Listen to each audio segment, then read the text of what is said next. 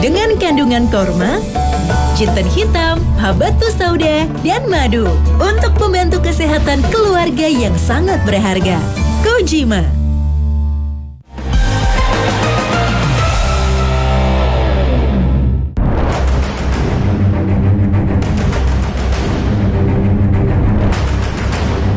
Di Museum Ripley's Believe It or Not yang terletak di Wisconsin Dells, Amerika, terdapat sebuah kepala vampir yang pernah menjadi momok mengerikan bagi warga Dusseldorf, Jerman, yang melakukan serangkaian pembunuhan yang sangat sadis di tahun 1929.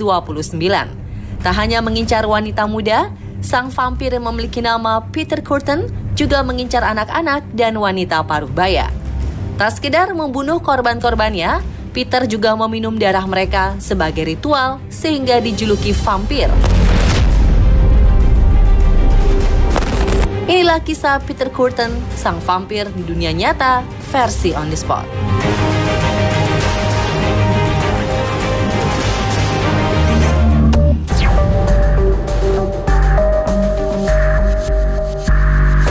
Peter Kürten dilahirkan dalam keluarga yang dilanda kemiskinan di Mulheim am Rhein, Jerman pada 26 Mei 1883. Peter merupakan anak ketiga dari 13 bersaudara. Keluarga Kürten tinggal di apartemen kecil, di mana ke-13 bersaudara tersebut tidur bersama-sama dengan orang tua dalam satu kamar. Tak hanya dilanda kemiskinan, orang tua Kürten juga pecandu alkohol. Sang ayah yang temperamental kerap memukuli istri dan anak-anaknya, terutama saat mabuk. Menjadi anak laki-laki tertua di antara 13 bersaudara, membuat Peter menjadi target penganiayaan oleh sang ayah. Di usianya ke-9 tahun, Peter bertemu dan berteman dengan seorang pria yang bekerja sebagai penangkap anjing liar. Pria ini gemar menyiksa dan membunuh hewan-hewan yang ia tangkap. Di tahun itu pula, Peter mengklaim telah melakukan pembunuhan pertamanya, yang mendorong dua kawannya yang tak bisa berenang dari perahu hingga tewas tenggelam. Kematian dua bocah tersebut oleh pihak berwenang dianggap sebagai kecelakaan. Orang tua Peter Kürten akhirnya bercerai setelah sang ayah dipenjara selama 15 bulan karena melakukan hubungan insest dengan putrinya yang berusia 13 tahun. Sang ibu kemudian menikah lagi dan pindah ke Dusseldorf, Jerman.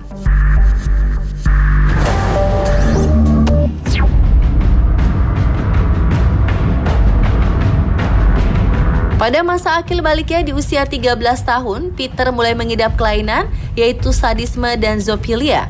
Peter mengklaim dirinya memperoleh kegembiraan dan saat membunuh hewan-hewan yang menjadi mangsanya. Di usia 14 tahun, Peter meninggalkan bangku sekolah dan melarikan diri ke kota Koblenz. Di sana ia berhubungan dengan seorang wanita pekerja seksual selama 2 tahun. Selama 2 tahun tersebut, wanita itu tunduk dengan semua yang dilakukan Peter padanya. Setelah putus hubungan dengan sang kekasih, Peter yang saat itu berusia 16 tahun melakukan pemerkosaan dan pembunuhan terhadap seorang gadis berusia 18 tahun. Cikal bakal aksi lebih kejam yang akan dilakukannya beberapa waktu kemudian.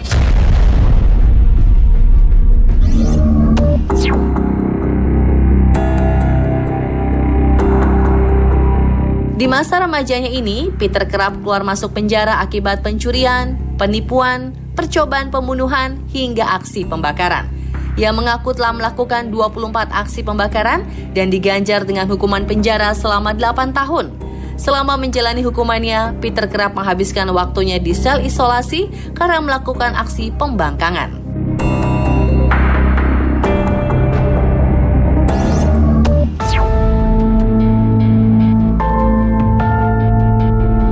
Dihukum penjara ternyata tidak membuat Peter bertobat. Ia justru semakin menjadi-jadi. 25 Mei 1913, Peter bertemu dengan seorang gadis berusia 9 tahun bernama Christine Klein yang sedang tertidur. Entah apa yang merasukinya, Peter tega memperkosa gadis malang tersebut dan membunuhnya dengan sadis. 2 bulan kemudian, seorang gadis berusia 17 tahun bernama Gertrude Franken juga menjadi korban pembunuhan Peter Kürten. Beberapa hari setelah membunuh Gertrude, Peter kembali tertangkap dan dipenjara. Bukan karena pembunuhan, melainkan lagi-lagi karena beberapa aksi pencurian dan pembakaran. Dia kembali dijatuhi hukuman 8 tahun penjara dari tahun 1913 hingga 1921.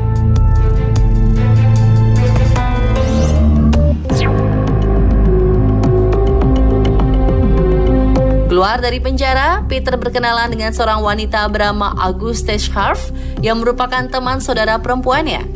April 1921, Peter dan Auguste melakukan pernikahan dan pindah ke Düsseldorf, Jerman.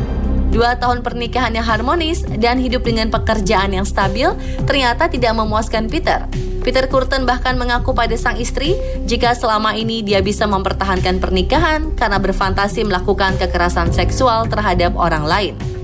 4 tahun setelah pernikahan mereka, Peter melakukan perselingkuhan dengan seorang gadis pelayan bernama Tiede dan seorang asisten rumah tangga bernama Match.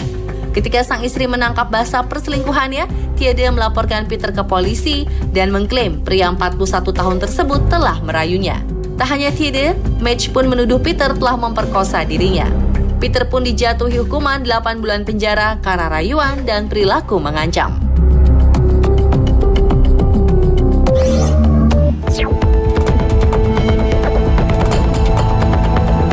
Keluar ketiga kalinya dari penjara, kekejaman Peter berlanjut.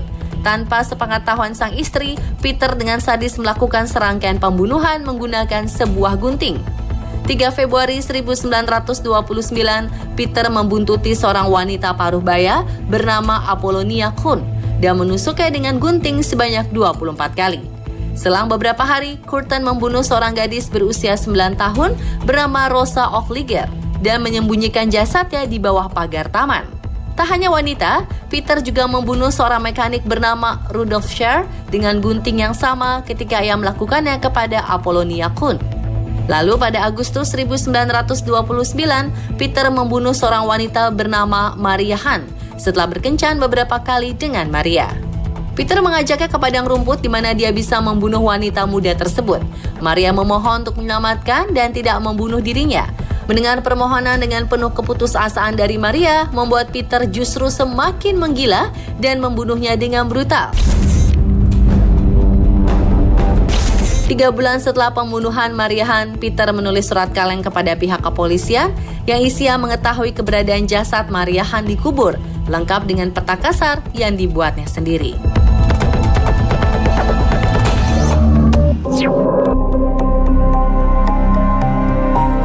Tak lagi menggunakan gunting, Peter mengganti senjatanya dengan sebuah pisau.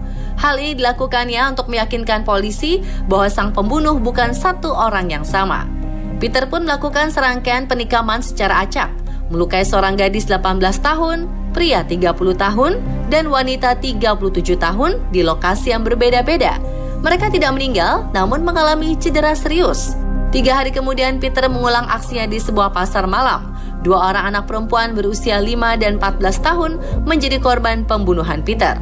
Keesokan harinya, Peter mencoba membunuh seorang wanita 27 tahun dengan brutal karena menolak berhubungan badan dengannya. Beruntung wanita bernama Gertrude tersebut selamat dari kematian.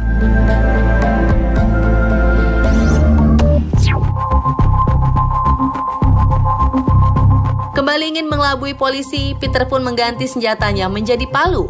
Korban pertamanya yang ia bunuh dengan palu adalah seorang pelayan dan bekerja di stasiun kereta Düsseldorf. Setelah berkenalan, Peter memujuk Ida Reuter untuk menemaninya berjalan-jalan di dekat Sungai Rhine. Di tempat itulah kemudian Peter menyerang Ida Reuter dan menamparnya berkali-kali dengan menggunakan palu. 11 hari kemudian, Peter menemui seorang pelayan di luar teater, Elisabeth Dorier. Setelah bujuk rayu Peter, Elizabeth menemani Peter berjalan-jalan di tepi Sungai Klein, Dussel. Seperti Ida, Elizabeth pun tak luput dari pembunuhan mengerikan yang dilakukan Peter.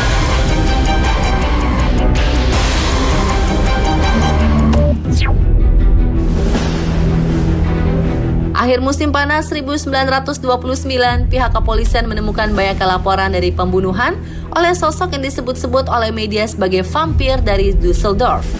Serangkaian pembunuhan sadis ini juga menjadi perhatian nasional dan Eropa kala itu. Polisi menghadapi kesulitan akibat metode, lokasi, dan jenis korban yang berbeda saat penyerangan atau pembunuhan. Namun setelah korban-korban Peter yang selamat membuka mulut, polisi menyimpulkan bahwa hanya satu orang yang bertanggung jawab atas semua rentetan serangan dan pembunuhan yang terjadi, Peter Kürten.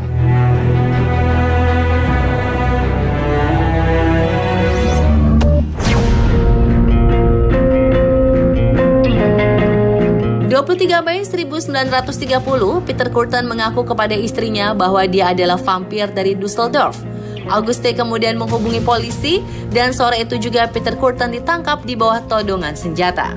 Secara total, Peter Kürten mengakui 68 kejahatan, termasuk 10 pembunuhan dan 31 percobaan pembunuhan.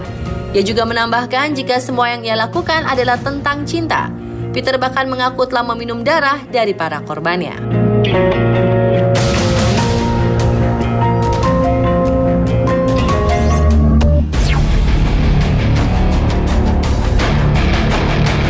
Seorang dokter mengungkapkan bahwa motif pembunuhan Peter Kürten adalah 90% aksi sadis dan 10% balas dendam.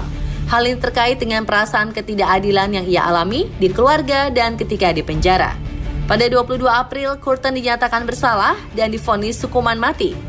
Pada pukul 6 pagi, tepatnya pada 2 Juli 1931, Peter Kürten dipenggal dengan guillotine di penjara Kingelputz, Cologne, Jerman.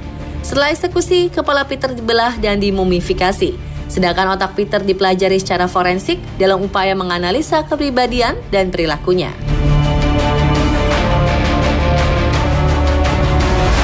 Itulah kisah seorang pembunuh sadis yang dijuluki vampir dari Düsseldorf. Semoga hal seperti ini tidak akan pernah terjadi lagi di kemudian hari.